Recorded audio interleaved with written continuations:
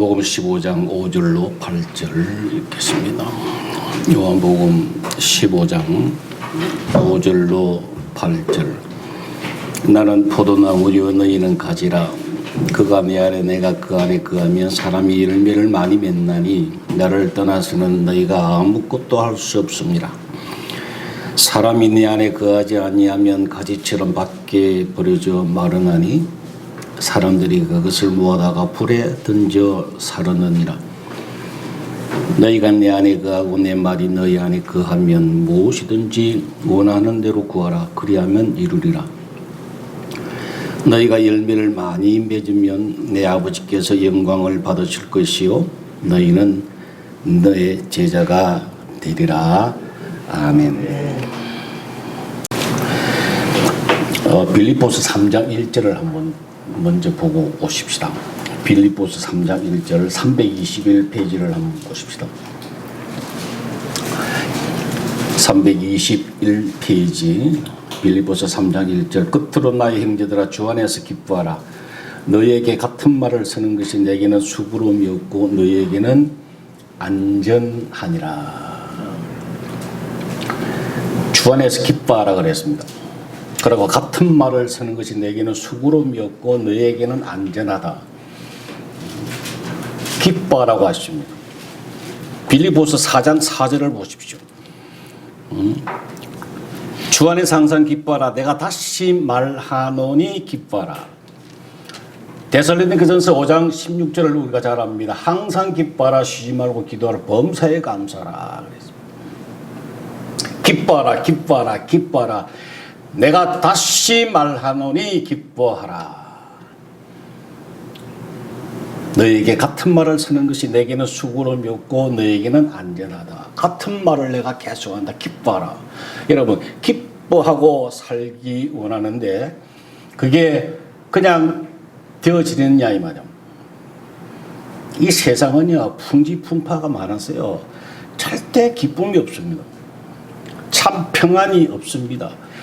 우리가 간단하게 TV를 켜도 뉴스를 봐도 온통 스트레스예요. 그죠? 온통 뭐 스트레스고 그렇지. 야, 막 기쁨이 충만하게 나오고 뭐 이런 감사가 있고 그런 일이 없어요. 기쁨이 충만할 수 있는 것은 온전히 영생의 삶을 살 수밖에 없다는 거예요. 주님과 함께 살 때에 기쁨이 충만하다. 평안을 너에게 끼치노니 내가 너에게 평안을 주노라 그랬어요. 내가 주는 것은 세상이 주는 것 같이 아니하다 그랬어요. 마음에 근심하지 말고 두려워하지 말라. 주님이 주시는 평강이 없이는 이 세상에는 기쁨이 전혀 없습니다. 그래서 영생의 삶, 그리스도의 삶, 주님과 함께 사는 삶, 하나님 나라에서 사는 삶, 이것이 없이는 절대로 기쁨이 있을 수가 없다. 요한복음 6장 47절에 믿는 자는 영생을 가졌나니 그랬잖아요. 내가 곧 생명의 떡이라고 해서 믿는 사람은 이미 하나님이 여러분들에게 영생을 줬다. 믿는 자는 영생을 얻었나니 다 주었어요. 다 주었어요. 다만 확인을 안 하고 그것을 누리지 못하고 살 뿐이라 이 말이에요. 여러분 가정에 여러분 개인적으로 통장에 돈이 100억이 들어있다고 하는 것을 주님이 너 100억 다 넣어놨어. 100억이 다 있어. 그런데 그걸 확인 안 하고 그냥 처박아 놓으면은 죽을 때까지 못 쓰고 죽죠. 그러나 그걸 확인하는 사람, 또 어떤 사람은 확인을 하고 그냥 가만히 있는 사람이 있고 그것을 은행에 가서 찾는 사람이 있단 말이에요. 그 하기 나름이에요, 여러분들이. 그러나 주님께서는 이미 너에게 영생을 주었노라. 죄하고 관계없도록 내가 다 이미 다 지불했노라 선포하셨어요. 그것을 자기 것으로 만드는 것이 바로 믿음이죠. 믿음. 될 때까지 내가 같은 말을 너에게 쓰는 것이 내게는 수고로움이 없고 내가 한 말을 또 하고 계속 할 건데, 사도 바울이 지금 이야기하는 거요. 내가 계속해서 이야기할 건데 내가 수고로움이 없단 말이야. 그거 안 귀찮다 이 말이야. 근데 그렇게 하는 것이 너희에게는 어떻게 하다고요? 안전하다. 이 영생에 관하여, 하나님 나라에 관하여 계속해서 여러분 될 때까지 이야기하는 것이 저에게도, 저 개인적으로도 수고로움이 없어요. 그래야지만 여러분들이 안전하다고. 그거 없이는, 이 영생의 삶이 없이는 이 세상 살아가는 것이 정말 피곤합니다. 요새 표현으로 이야기하면 개 피곤하다고. 이 세상 사람하고 똑같이 그렇게 피곤하게 스트레스 받으면서 힘들게 살 것인지, 아니면 주님께서 이미 여러분들에게 다 허락하신 영생의 삶을 살 것인지, 그 안에서 항상 기쁨으로 살 것인지, 항상 주 안에서 기뻐하라. 다시 말하노니 너희가 기뻐하라. 기뻐하라, 기뻐하라. 그냥 억지로 기뻐하라고 안 하십니다. 주님께서는 기뻐할 수 있도록 여건을 만들어 놓으시고 기뻐하라고 하세요. 이미 다 허락하셨어요. 그것을 우리가 발견하자는 이야기요. 발견하고 깨닫고 믿자고 하는 이야기요. 그래서 오늘도 춥고 힘들지만 교회 나와서 여러분들이 지금 말씀을 듣고 계시는 거예요. 오늘 이 시간에 이 자리에 불러주신 것은, 앉게 하신 것은 성령께서 하신 거예요. 마귀가 야, 너 교회 가자 라고 하는 마귀는 태초부터 지금까지 한 마리도 없어요. 교회 나오게 하신 것은, 여러분들 교회 앉아 계신 것은 다 성령께서 여러분들을 사랑하셔서 이곳에 앉게 하시고 듣게 하시는 거예요. 언제까지요? 될 때까지. 영생의 삶이 될 때까지 계속해서 말씀을 듣고 하나님의 말씀을 들려주실 거예요. 들려주시고 계속해서 양육하신다. 고린도 교회를 향하여 사도 바울이 고린도전서 3장 1절에 보면, 신령한 자들을 대하여 신령한 사람을 대한같이 너희에게 말할 수가 없어서 육신에 속한 자, 곧 그리스도 안에서 어린아이를 대함과 같이 한다 그랬어요. 고린도 교회 교인들을 향해서 사도 바울이 뭐라고 하고 있냐면, 신령한 사람들을 대함과 같이 할 수가 없다는 거예요. 왜? 어리기 때문에. 영적으로 아주 어리기 때문에 신령한 자들에게 말함과 같이 너에게 말할 수가 없어서 그리스도 안에서 육신에 속한 자라 그랬어요. 육신에 속한 자, 곧 그리스도 안에서 어린애를 대함과 같이 한다 그랬어요. 고린도 교회를 향하여서 사도 바울이 어린애 같은 사람들, 수준이 어린애 같은 사람. 그러니 무슨 말이에요? 빨리 자라나라고 해요. 빨리 자라나야 돼요. 나이가 많다고 성숙한 것이 아니에요. 신령한 사람 아니에요. 나이가 어리다고 어리다는 사람이 아니라고요. 영적으로 신령한 사람으로 우리가 성장해야 돼요. 자라나야 돼요. 세 가지 사람이 있다 그랬잖아요. 로마서 6장, 7장, 8장. 길가에 떨어진 거, 가시 있는 꼴 가시밭에 떨어진 거, 좋은 밭에 떨어진 사람, 세 가지가 있다 그랬잖아요. 한 사람은 육체에 속한 사람이 있다고. 불신자들 이야기하는 거지. 지옥 갈 사람들, 육체에 속한 사람이 있고, 교회는 다니나 구원은 받았으나 육신에 속한 자가 있다고요. 고린도전서 3장 1절에 아까 제가 말씀을 드렸다시피 육신에 속한 자, 곧 그리스도 안에서 어린아이와 같이 대한다. 그러니까 교회 안에서 육신에 속한 사람, 어린애 같은 사람이 있단 말이에요. 그 다음에 신령한 사람이 있다. 자라나는 사람이 있다. 여러분들은 육체에 속한 사람이 아니잖아요. 오늘 또 교회 나와서 하나님 말씀 듣고 간절히 사모하는 사람들은 하나님의 자녀거든요. 그런데 하나님의 자녀 중에는 육신에 속한 사람이 있고 신령한 사람이 있다. 어린애와 같은 사람이 있고 장성한 자가 있단 말이야. 장성한 자, 신령한 사람만이 하나님 나라에서 살 수 있고 그걸 누리고 살 수 있다. 영생의 삶을 살 수 있다고 하는 거예요. 예, 그래서 예수 그리스도의 은혜와 그를 아는 지식에서 자라가라 그랬어요. 날마다 여러분들이 자라나시기를 바랍니다. 거기 없이는요 이 세상에 헛되고 제가 몇 주에 걸쳐서 말씀을 드리죠. 멸망에 가증한 것이 거룩한 곳에 선 것을 보거든 산으로 도망하라. 멸망에 가증한 것이 신령한 거룩한 곳에 서 있단 말이야. 자기가 마치 거룩한 것처럼 서 있단 말이야. 그것을 깨달아지거든. 그걸 발견하거든. 그걸 들으면 얼른 산으로 도망하라. 주님의 말씀이에요. 멸망에 가증한 것이 뭡니까? 망하는 것이란 말이에요. 그게 분명히 멸망 맞는 건데 아주 가정스럽게 그것이 마치 거룩한 것인 것처럼 이야기하는 것. 그것을 이야기하는 거예요. 분명히 망하는 건데 멸망 맞는 건데 그것이 마치 거룩한 것처럼 귀한 것처럼 가정스럽게 이야기하는 것. 그것을 가리키는 것. 그것을 발견하거든. 돌이켜서 산으로 가라. 골고다 언덕으로 가라. 십자가로 향해라 그 말이에요. 신약은요 크게 두 가지로 딱 분류됩니다. 사도 바울의 서신을 연구를 하면요 사도 바울의 모든 서신은요 두 가지로 딱 분별되는데 하나는 율법에 속해서 살 것인가, 하나는 은혜로 살 것인가. 이것이 딱 구분이 돼요. 율법으로 너희가 살 것인가, 아니면 이걸 다 포기하고 내려놓고 정말 하나님의 은혜는 뭐라 그랬죠?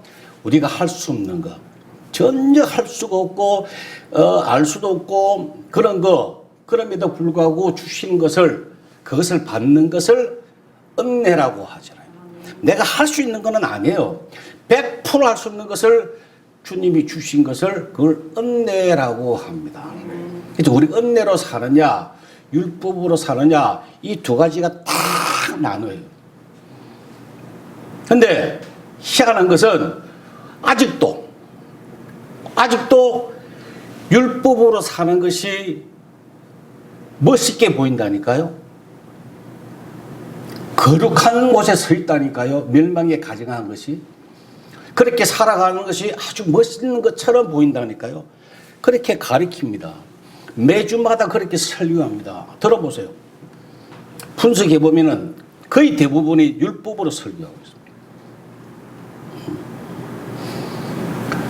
내 아는 동기 목사님이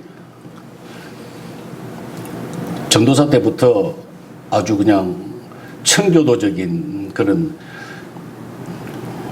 이 세상과 담을 쌓고 사는 것이 마치 잘하는 것처럼 그렇게 목회하는 분이 계세요. 한 번은 가수 이문세로 압니까? 이문세? 그 사람이 낚시를 왔다가 주일날 그 옆에 있는 교회를 왔답니다. 주일날. 그래서 와서 예배를 드리고 갔대요. 갔는데 목사님이 못 알아본 거예요.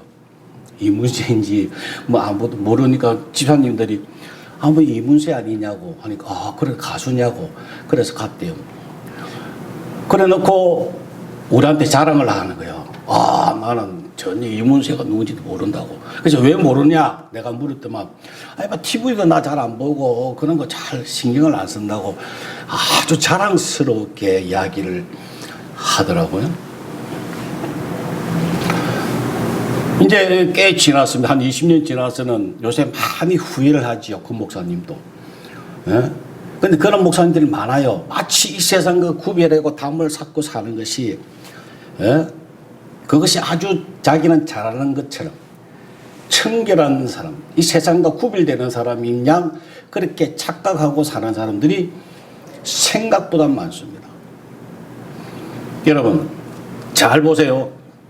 기독교 외의 모든 종교는요, 불교부터 해서 천주교부터 모든 종교를 한번 들어보세요. 그 메시지를 한번 들어보면요, 전부 다 선과 악에 대해서 강의합니다. 착하게 살자고 하는 거야. 윤리 도덕적으로 살자. 이게 핵심입니다. 그 사람들의 메시지가요. 똑바로 사람답게 살자고 하는 거예요. 그게 핵심이죠. 모든 종교가 그랬습니다. 근데 딱 기독교는 뭡니까? 자기 자신이 죽어야 된다. 자기 자신은 죽고 그리스도의 힘으로 그분의 능력으로 살아야 된다. 이것을 가르치는 것이 기독교예요. 자기 자신이 죽으라고 하는 것이 기독교의 핵심이라고요. 타 종교는 살아서 자기 힘으로 뭔가를 해내라. 해라. 노력해라. 최선을 다하라. 그렇게 가르치는 것이 타 종교입니다. 근데 오늘날 교회 안에서도 명상이니 뭐 수양관이니 뭐 이런 것이 있어가지고 스스로 자기 자신을 돌아보면서 자기 자신을 성찰하고 막 그렇게 하는 훈련을 한대요. 중세시대 때에 그 수양관 그것 때문에 중세교회가 망한 것을 우리가 잘 압니다. 혼자 수도사들이지 수도원에 혼자서 말도 하지 아니하고 어떤 사람하고도 대화하지 아니하고 혼자 하나님과 1:1로 묵상하려고 하는 뭔가 자기가 일구어내려고 하는 그런 노력으로 시작했던 것이 수도원이잖아요. 중세 때는 그 수도원을 마지막으로 다 문을 닫았더랬습니다. 아직도 스스로 뭔가를 해야 된다고 생각해서 그렇게 가르치는 교회가 너무 많습니다. 거기서 50년을 설교를 들어보면 뭐 바뀐 게 있어야 되잖아요. 변화가 돼야 되잖아요. 전혀 변화가 없고 열매가 없습니다.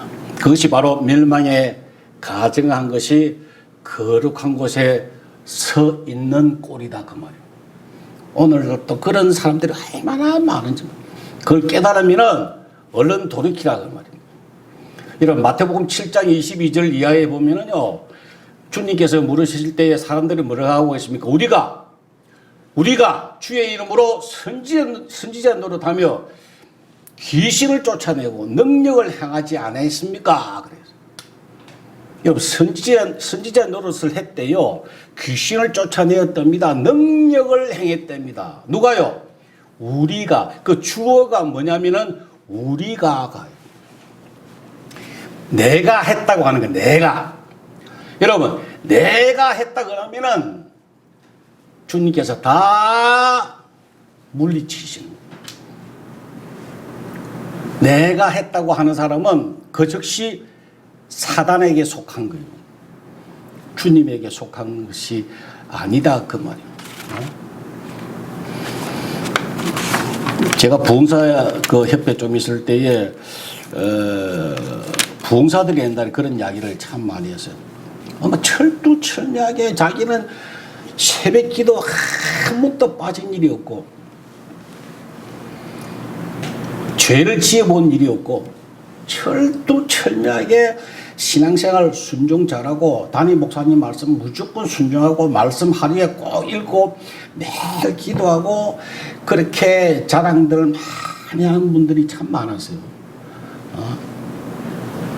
그래서 여러분들도 그렇게 하라고. 목사님에게 무조건 순종하라고. 하루에 말씀을 꼭 읽으라고. 기도해야 된다고. 새벽기도 빠지면 안 된다고. 장로 권사가 새벽기도 빠져서는 말이 되느냐고 막 가르치고. 누가 해야 됩니까? 자기가 했다는 거야. 다 자기가 열심으로 했다고. 그래서 주님 앞에 갈 때에 주님께서 뭐라고 하시겠어요? 성경대로 이야기하면 독사의 새끼들아, 야 이 독사의 새끼야. 여러분 예수님 당시도 바리새인들은 최선을 다했습니다. 이 세상과 구별해서 살았습니다. 그죠? 세상과 완전히 등지고 살았습니다. 철두철미하게 신앙생활을 했습니다. 그럼에도 불구하고 주님께서 독사의 새끼들아, 얼마나 허망하겠습니까? 그 인생이 얼마나 불쌍합니까? 평생을 그리 살아왔는데 한마디로 주님께서 독사의 새끼들아, 왜 그렇게 하셨을까요? 오늘날도 왜 그렇게 하실까요? 바로 그 사람 속에는 십자가가 없기 때문에 그렇습니다. 모든 것을 누가 하신다고요? 그분이 해주시는데, 그분이 하실 것인데 뭘로요? 십자가가 명분이잖아요. 그걸로 십자가 지심으로 돌아가시고 그걸로 부활하셔서 그것이 명분이 되어가지고 그것이 능력이 되어가지고 우리의 모든 것을 그때부터 해주시겠다고 약속하셨는데 그거 필요 없다고 하는 거예요. 십자가 관계없습니다. 내가 할 수 있습니다. 내 능력으로 내가 할게요. 라고 하는 것이 다 독사의 새끼더라. 십자가가 아무 의미가 없어요. 마태복음 16장 24절에는 누구든지 나를 따라오려거든 자기를 부인하고 자기 십자가를 지고 자기를 나를 따르라고 하셨는데, 누가복음 9장 23절에 보면 날마다 자기 십자가를 지고 따라오라고 해요. 날마다 뭘 확인하라고요? 십자가를 확인하라고 그래요. 날마다 자기를 부인하고 나는 할 수 없습니다. 우리가 복음성가 아까 예배 전에 불렀잖아요. 나 아무것도 없어도, 나 아무것도 할 수 없어도, 나 어둠에 처해도 그분이 빛 되시고 나의 길 되시고 그분이 하신다고 말이에요. 나는 아무것도 없어도, 나는 아무것도 할 수 없고, 이 고백이 나와야 하나님의 은혜가 임한다 그 말씀입니다.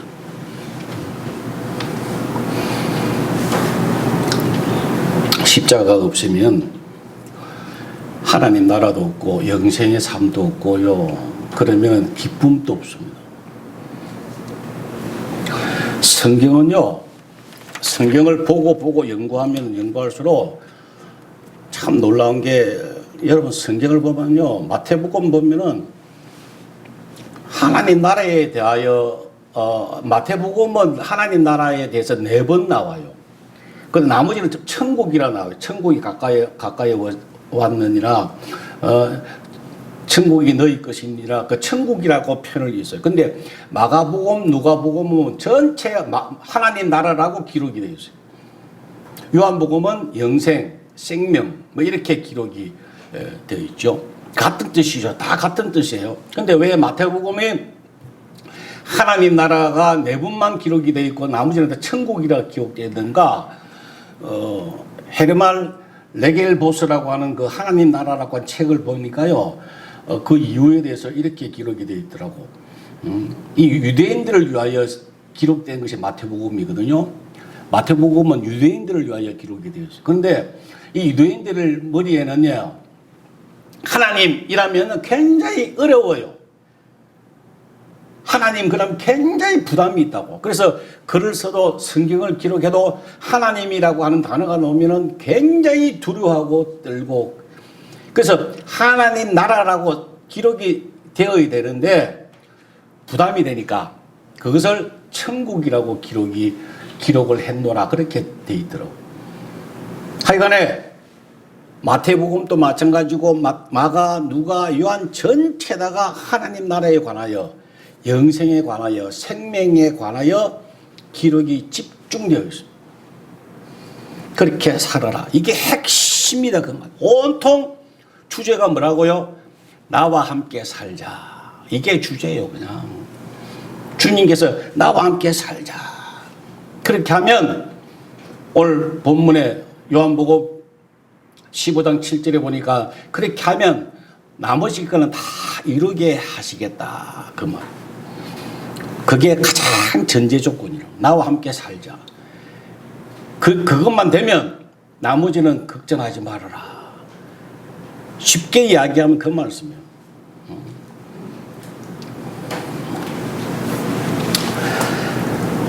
요한계시록 3장 20절을 한번 보고 오실까요? 요한계시록 성경 맨 마지막이죠. 요한계시록 3장 20절 402페이지. 볼지어다 내가 문 밖에 서서 두드리노니 누구든지 내 음성을 듣고 문을 열면 내가 그에게로 들어가 그와 더불어 먹고 그는 나와 더불어 먹으리라. 이 말씀 자세히 한번 보세요. 여러분, 하나님이 어떤 분이세요? 만왕의 왕이시고 이 천지 만물을, 우주를, 모든 별을 창조하신 하나님이세요. 말씀으로 창조하신 그 어마어마한 그 하나님께서 여기 본문에 보니까 서서 두드리더니 여러분들 하나 깨닫게 하려고, 여러분 한 사람 한 사람 잘 살게 행복하게 살려고 그 하나님께서 여러분 앞에 서서 그것도 앉으신 것도 아니고 서서 두드린다고 하세요. 그 표현을 하고 계세요. 내가 문 밖에서 두드린다. 애걸복걸한다. 제발 문을 열어달라. 이 말씀이에요. 스바냐 3장 17절 여러분 잘 알다시피 내가 너로 말미암아 기쁨을 이기지 못하시며 너를 잠잠히 사랑하시며 그래서 그 하나님께서 여러분들을 사랑하시는데 기뻐서 기쁨을 이기지 못하신다고 합니다. 그러시면서 영생의 삶을 살도록 나와 함께 살자 이 말씀하시기 위하여 문 밖에서 서서 기다린다 이렇게 표현하고 계세요. 여러분 자신들이 대단하지 않습니까? 그 하나님께서 여러분 앞에 서서 앉으신 것도 아니에요. 서서 두드린다 그랬어요. 야 애야 나와 함께 살자. 애걸복걸하신다니까요.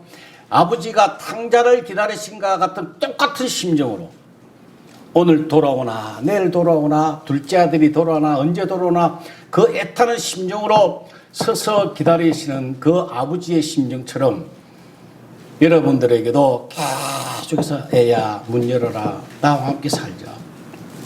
어떻게 생각하니? 나와 함께 살지 않으련? 계속 그렇게 애원하시는데 많은 사람들이 됐어. 내가 알아서 살게요. 내 삶은 내가 알아서 살게요. 하나님 되었습니다. 그만하세요.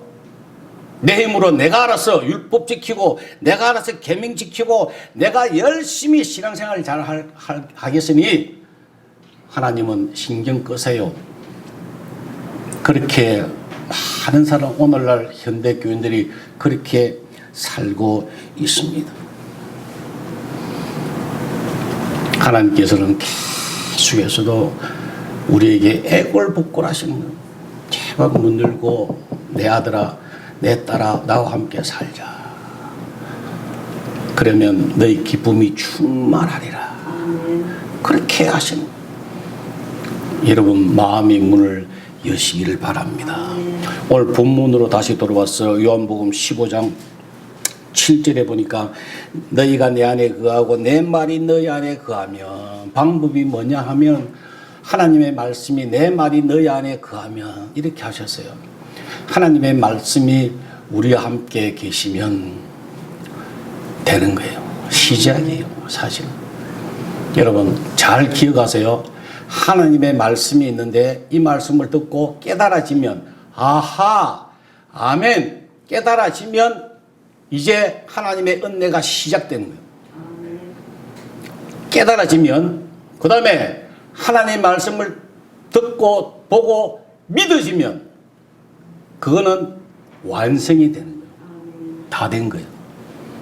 이게 제일 처음에 어떻게 해야 됩니까? 말씀이 깨달아져야 돼요. 깨달아지고 그 다음에 그 말씀이 내 것으로 믿어져야 돼요. 깨달아지는 것과 믿어지는 것은 달라요. 그러니까 열심히 우리가 뭐 해야 된다? 말씀을 들어야 돼요. 믿음은 들으면서 난다. 들으면 하나님의 말씀, 그리스도의 말씀으로 말미암는다 그래서 하나님께서 그렇게 말씀을 하셨으면 주님께서 방법이 그밖에 없다. 믿음이 있어야 되는데, 믿어져야 되는데, 깨달아져야 되는데 방법이 말씀밖에 없다. 믿음은 들으면서 난다. 그 방법밖에 없다. 라고 이야기하시는 거예요. 그럼 여러분 어떻게 해야 되겠습니까? 말씀을 들어야죠. 멸망에 가정한 것이 거룩한 것에 선 것을 보거든, 본다는 것은 깨달아진다 이 말이에요. 그죠? 아, 그렇구나. 여러분 마음에 깨달아지면 그 다음에 산으로 도망하는 것은 믿어지는 거예요. 믿는 사람은 행위가 동반되는 거잖아요. 그죠? 믿음이, 행함이 없는 믿음은 죽은 것이라 그랬잖아. 그죠? 그러니까 산으로 도망가는 것이 바로 믿음이라고요. 멸망에 가정한 것이 거룩한 곳에 선 것을 보고도 깨달아지면 어떻게 하라고? 이제 믿어야 될까요? 믿음은 행함이 있잖아요. 산으로, 골고다로, 십자가로 가자 이 말이에요. 십자가가 뭐요? 자기 십자가를, 날마다 자기 십자가를 지고 나를 따를 것이니라. 누구든지 나를 따라오려거든. 누구든지 나와 함께 살자고 하면, 나와 함께 살고 싶으면 자기를 부인하고 날마다 자기 십자가 지고 나를 따를 것이니라. 그 말씀. 이제 또 정리가 됩니까? 내 말이 너희 안에 거하면, 하나님 말씀이 믿어지면, 깨달아지면 얼마나 복인지 몰라요. 하나님의 말씀을 듣고 깨닫는 거, 여러분 이 시간에도 하나님 말씀을 듣고 깨달아지고 아멘이 된다고 하는 것 자체가 얼마나 큰 복인지 몰라요. 그때까지 그렇게 되어지기 전에, 하나님 말씀이 다 66권 하나님 말씀이 그렇게 되어지기 전까지 듣고 또 들어야 돼요. 방법은 그것밖에 없습니다. 세상 거 듣지 말라고 하는 이야기 아니에요. 유행가, 도로트, 뭐 이런 거 팝송 듣지 말라고 하는 이야기 아니에요. 그것도 듣고 하나님 말씀을 다 집중해서 들으시기 바랍니다.